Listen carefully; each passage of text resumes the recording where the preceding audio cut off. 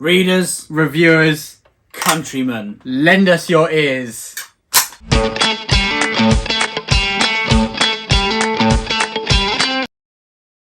And welcome back to the Brothers Gwynne. Today, my brother Ed and myself, Will, are going to be doing our own tag that we have just made up. We thought it'd be quite fun to build your own warband, build your own band, like build me a that warband traditional fancy worthy trope of book. And so we are really looking forward to doing this. All the different categories will be listed in the description below, and if any other channels want to join in on this, please feel free to. At the end we'll be nominating a few people, won't we? But there's so many channels out there that we wish we could have mentioned, and if you want to do this, if you like this kind of idea, do it yourself. We challenge everyone. If you watch this video, we challenge you. If you've never made a video before, go and make one, or pop us your warband in the comments. We would love to see what other people chose, but no spoilers. But let's get straight into it. So we're going to be doing this in classic, we couldn't do it any other way, in rank order. So we're going to start with who, if we could be in a group, who would our leader be? Ed, do you want to kick us off? Obviously, my leader is going to be Corban Ben Thanen from The Faith and the Fallen. I think the Seven Disgraces. I think Corban is just the best leader. I can't spoil it though for people who haven't watched it, but he is the best leader for one particular reason in my eyes, but also that he has a host of friends, a host of people behind him, a host of people that absolutely love him. He's loyal. He is very loyal, and people are loyal to him for a reason, not just because he is the Seven Disgraces. And also I feel we should mention the books that the characters are from. So in case you do not know who Corban is, somehow he is from The Faithful and the Fallen. I did say that, Will. Oh, did you? Oh, well, dear. Slacking it's from something I made earlier. It's a worthy punishment. The punishment fits the crime. But on to my leader, and my leader is going to be Derval from the Warlord Chronicles. And he is, for one of the similar reasons, that he's incredibly loyal, just like Corban. And he also shows he can be a brilliant leader of a great army and a small force as well. But he always keeps morality on the high end of his list, doesn't he? That he will do anything to save his friends and look after them, but he won't sacrifice his own conscience in doing so. He will not become those he hates to win, will he? And Derval Khan, you just cannot help but just love he's a him. great guy, isn't he? I know, and he's brilliant. And then onwards, some of the scenes that he makes me cry, the emotion he shows, the care he has for other people, and the Warlord Chronicles. If you haven't already, go read it. But now I think let's head on to that was our first category. Historical fiction entry, wasn't it? Yes, it was. A mixture of fantasy and historical fiction. Yes, we are. We're doing any books we've ever read.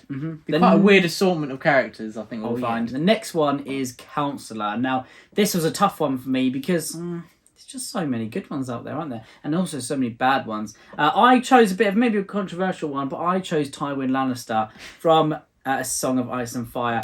Don't think he's a good guy, is he? He's not a great guy. He is morally grey, but he is a great counsellor. I mean, he has some great lines to Joffrey, which just sum him up. But I think he's a fantastic character. He's so much fun to read and see what he does. And also, he's a pretty smart guy. He's old for a reason. I would rather him do his misdeeds without my knowledge, without me being a part of it, which probably would make him a good counsellor because he wouldn't get the king's hands bloody, assuming I'm the king. Exactly. Well, so you're not just the leader, you're the leader of the leader. So I guess I could just choose Machiavelli, but we're not just trying to build the most OP band ever, because Machiavelli is like the king of counsellors. If you want an iron grip, he probably is quite Machiavellian. I don't know. I've not read Game of Thrones. I will be very soon though. But I'm going to pick Lysandre or Lysandre, not sure, 100% sure how you pronounce it. And she's a character who's been created by E.J. Beaton in The Councillor, which is a fantastic Machiavellian book. She better be a good counsellor if she's in the book called The Councillor. So she is quite Machiavellian, but perhaps not as lacking of any conscience as Machiavelli. She's Machiavellian, but she's not Machiavellian. But she, this is one of those. Laugh at that. I'm sorry. I'm really sorry. But this is one of those books where you really just see a character, their intelligence, and how it really affects the plot. And how their decisions, they're very crafty at times, but they're also very intelligent, and Lysandre is a perfect example of this. How she weaves in and out of trouble. She lives on that edge of danger, but she could get us out of a few tough tough situations, I think, and she can be very good in negotiation as well. It's a great mix for a councillor, isn't it? Oh yeah, and the next one is champion. So my champion would be from Gates of Fire, which is by Stephen Pressfield, and this is a certain character called Polynikes, and Polynikes is this. Well, he's kind of in his late 20s, isn't he? And he's this ferocious Spartan warrior who is just the epitome of the Spartans, and his whole mindset, his whole character, his whole being is Spartan through and through, and he is a pretty intense guy. He's basically, I mean, I would say he's like Achilles, but you know, he's Polynikes. Doesn't need to be Achilles. Mm-hmm. He's got so many great scenes in Gates of Fire, and it is well worth checking out for him alone. His arc is fantastic. He's not the main character, but he is someone that you meet and you learn to. Well, you hate at first, and then you learn to love him. I think, and it's insane. Mm-hmm. He has some amazing moments where he shows actually that he's not just this cold-hearted, callous killer. And I'm pretty certain that was very nice.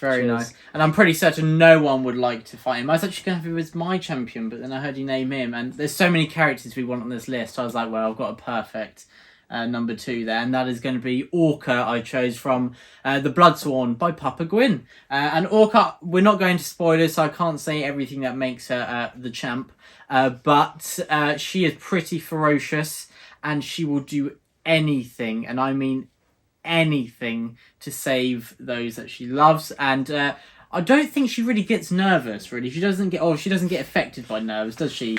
That's one of the things where I think get nervous. If all the stakes, I don't get. If all the stakes were very high, it would not affect her at all. She'd remain very calm. And Orca, I think she does a very good influence on everyone as well. So she is a great champ in my opinion. The double champ does what she wants. And I mean, she'd be a pretty good counsellor as well, because I mean, her whole ethic is kill everyone, save one. So... That is well, if you want to go down the slaughter everyone route, then she would be a good counsellor as well. Come on, every book we read has swords in. It's going to end in slaughter. Most of them. Anyway. The next category is magicians. Now, this was a tough one for me because I wanted to choose Bayaz, but I thought he'd just blow me up, wouldn't he? He would backstab us all. Yeah, so it's a tough one. So I chose. I mean, I've only read book 1 of the Poppy War. But I chose Rin. Now, yeah, it's a little bit frightening. Is she the character is she the main character? Oh, yeah. So the one who a lot of people say is a terrible person. Lots of people say that. I really like her arc. I think it's great. I think but the ending is she's so forced into a corner that she's kind of forced to play her hand, really. Yeah. And yeah, she's pretty powerful. So I think she would probably give lots of people a pretty good scrap, I reckon. Yeah. So she'd be good in multiple situations there. And my magician is going to be Polgara from the Belgaria, this awesome traditional fantasy series that I read so many times as a child. I just reread it, didn't I? I would not stop reading it. He honestly read it 7 times in a row, and we actually had arguments about it because I was like, Will, you really need to go out and explore the world, read some more books. And he was like, why would I read more books when I love the Belgarian? I was like, you should read more books. And Polgara is a brilliant character who is a mother figure to our main character, but also a magician. And she is pretty fearsome when she wants to be, and she'd also be a very good counsellor as well because she's pretty intelligent. She's lived for quite a while as well. So Polgara is my magician choice. So Ed, what is our next category? Swordsman. And I mean, there's only one person I could choose, and they're from the first law, and it is Bremerdan Gorst. I know you can say Logan, but no, it's Bremerdan Gorst. Me and Ed have had disagreements. I said that Logan is the best swordsman in the first law. He would beat anyone. And Ed says Bremerdan Gorst. So, if you've read the first law, can you say in the comments below, who do you think would win in a duel? Logan or Bremerdan Gorst? Yeah. Listen, Bremerdan Gorst would wipe the floor with Logan, but he might not wipe the floor with the bloody 9. Who knows? Oh yeah, Logan is not necessarily William. Yes. Let's not throw. Come on. Mm-hmm. Let's not cast that too quickly. Mm-hmm. But I believe Bremerdan Gorst is unsurpassed in his martial ability and swordsmanship. I think Logan is a pretty good with all weapons, but I think Bremerdan Gorst is such a good swordsman. Look how he battered everyone in in the tournament in Adua. Look how he fights in the Heroes. I mean, he's basically, that Berserker in at the not the Battle of Hastings, but the Battle of Stamford Bridge in 1066, holding a bridge on his own. Yeah, imagine that's Bremerdan Gorst. He would have held that bridge and not got killed. So. Yeah, Mike. Oh, you can't blame the Berserker though, can you? Maybe he should have held out for a bit longer. Yeah, but my swordsman is going to be Gabriel de Leon from Empire. Pardon? That was my attempt at an accent there. Gabriel and this de is Leon. from Empire. You've been practicing. I've heard him in the bathroom for hours. Just said, on Will, end. come on, I need a shower. It's time for work, and he's like a Gabriel de Leon. This is all in preparation for this video. But Empire, he is from Empire the Vampire. He is our main character, and he is a half-breed, half vampire, half human in Empire the Vampire, which is an incredible book, one of my new favourites, one of my favourites of all time. Yeah. He's like Blade, but like emo. Dad said that that Empire the Vampire is like if Blade went to Hogwarts, so he's getting some teaching there. And Gabriel de Leon, many would struggle to beat Gabriel de Leon. And also, what's his sword called? Ash Drinker. Great. Brilliant name, and the sword talks to him, which is even better. So I'll basically get two people in one. But that every choice you've made is like calculated. Be a councillor as well. So actually, your warband team would beat your team because I've made it to the ultimate level. But didn't you say at the beginning? I don't want to be too open. Yeah, but Gabriel de Leon is an exceptional character, and that is why I've picked him. Because to be honest, Gorse would probably beat him in a fight. Well, almost certainly beat him in a fight. But I there's only put one out at the moment, so we have no idea what happens to him later on. But that is my swordsman. So your swordsman's already been defeated by mine. Yeah, but if we come across any monsters, then Gorse would probably be killed. But Gabriel de Leon has some things. The Northmen are monsters, mate. So Gorse handled them. All right. Anyway, the next one is Axemen, Axeman, Axewoman. Actually, in my case, because I will be choosing Orca. Now, I know Orca uses an axe and a seax, but I mean, come on, she actually does say, Sebreka, that swords are overrated. Orca's going to fight Orca, my champion, and your Orca's going to fight Orca. Oh, right, again. Your champion. Yeah, that'd be a tough fight, Orca versus Orca. It's like in Logan, when Logan actually has to fight himself. Yeah, that's the hardest fight, isn't it? When you actually have to fight yourself. Anyway. Pretty philosophical as well. My Axeman is going to be Hurin, and he is from the Silmarillion, and he is an exceptional character. That's cheating, choosing someone from the Silmarillion. Because basically everyone in Lord of the Rings... How many Balrogs he killed? Like 400? Well, actually, I've chosen 4. He actually 211. uses a sword usually, but in the Battle of Unnumbered Tears, he picks up an axe from an orc chief. That's a great name for a battle. But it's pretty sad, you can tell from the title. Oh, obviously, yeah. And he shouts, Aore Enteluva, I'll probably butcher the pronunciation, which means day shall come again, each time he kills a troll. He must have been out of breath. I know, it's hard to fight. But he's standing on his own. Shouting as well. As all have died around. I won't say who in case you've not read the Silmarillion. There's some key characters have died around him, and he's standing last to hold the pass as the rest retreat. Spoiler alert. And I just sobbed. Is that the most epic battle in the Lord of the Rings? No. What? It's the saddest. Yeah, Scouring the Shire. Oh, it might not be the sad. It might not be the saddest. Oh, but anyway, Hurin is my Axeman, and my Axeman. It's so cool. I have a feeling Will and I have chosen the same character for the next one, which is Archer. Oh, there's only one choice, isn't there? It's hard. I was going to choose Camlin, but on 3, one, I mean, 2, 1. Wait, do we go on 3 or on go? 1? We'll go and go. We'll go and go. Okay, 3, 2, 1, go. Brasty. When you go on go, you say it. Okay, 3, 2, 1, Brasty. I don't know why I felt the need to do it again. I mean, his name's Goodbow. Is it Brasty Goodbow? Brasty Goodbow, yeah. I mean, not only is Brasty... From The Great Coats by Sebastian de Castell. Not only is Brasty a fantastic archer, but he's also a full-time comedian. Yeah, which just adds to it. He just makes things so funny.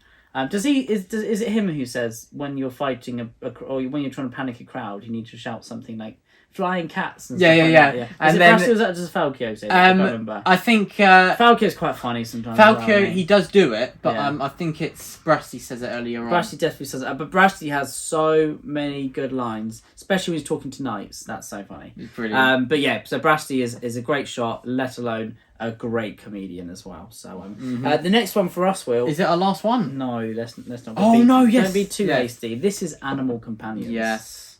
So shall I go first for this one? Please do. Night Eyes is going to be my choice from the Farseer trilogy. And oh my word, Night Eyes is such an incredible character. The dynamic between him and Fitz. I think that I love the first installment of the series, but when he's introduced in Brawl Assassin, my goodness, what a character he is, and how he develops through the other books. He is a living, breathing character with a voice, and Night Eyes is just incredible. He's a wolf, by the way, which is even cooler. Well, No, wait, I'm afraid that this is going to be our last video together. No, Dad's actually going to kick you out.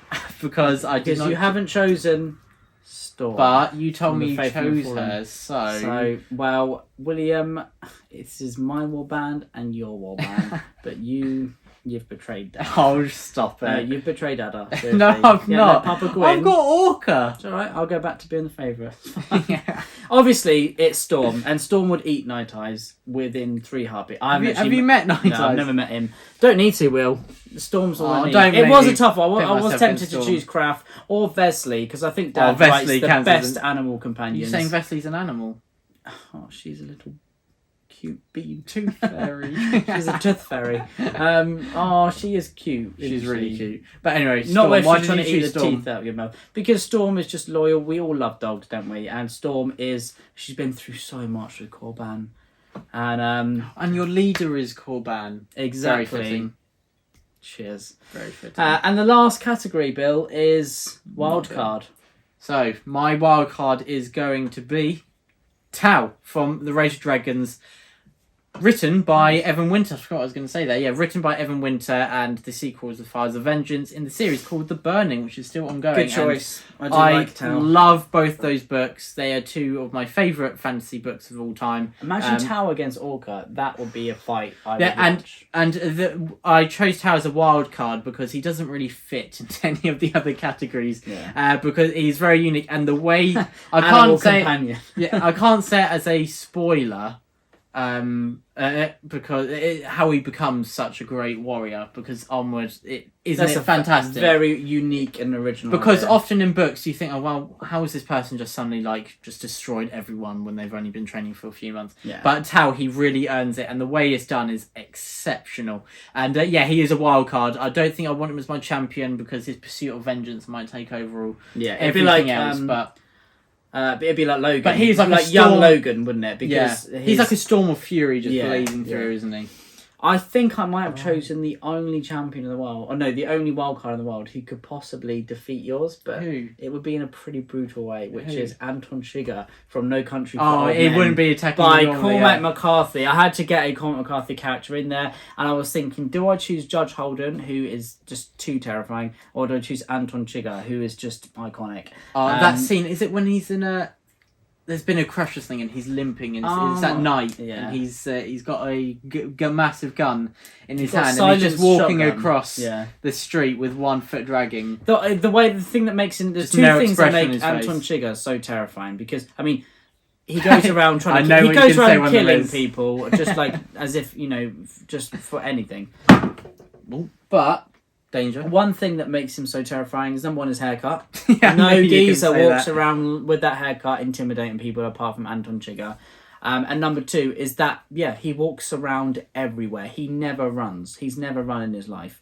And, anyone who just walks out of danger is scary. But he would be a great wild card, but he also might kill you. So, you never know. But he's worth having on the team. He is worth Just having for, as a wild I'm card. sure yeah. he would probably... Keep at a distance. He would come out of a shell, I think, in a nice Yeah, you family. get the But humanity. Corban running that team, Yeah. I think he would, he would be a good fit. I feel like you're setting your hopes a bit too high there, Ed. But hopefully you enjoyed this video. We really enjoyed assembling our own war bands. Yes, we did. So let us Should know we nominate some nominate some people. booktubers? So- I think we should nominate Philip Chase. Dr. Philip Chase. Philip Chase. I think also Abby Salter. Abby Salter, yes.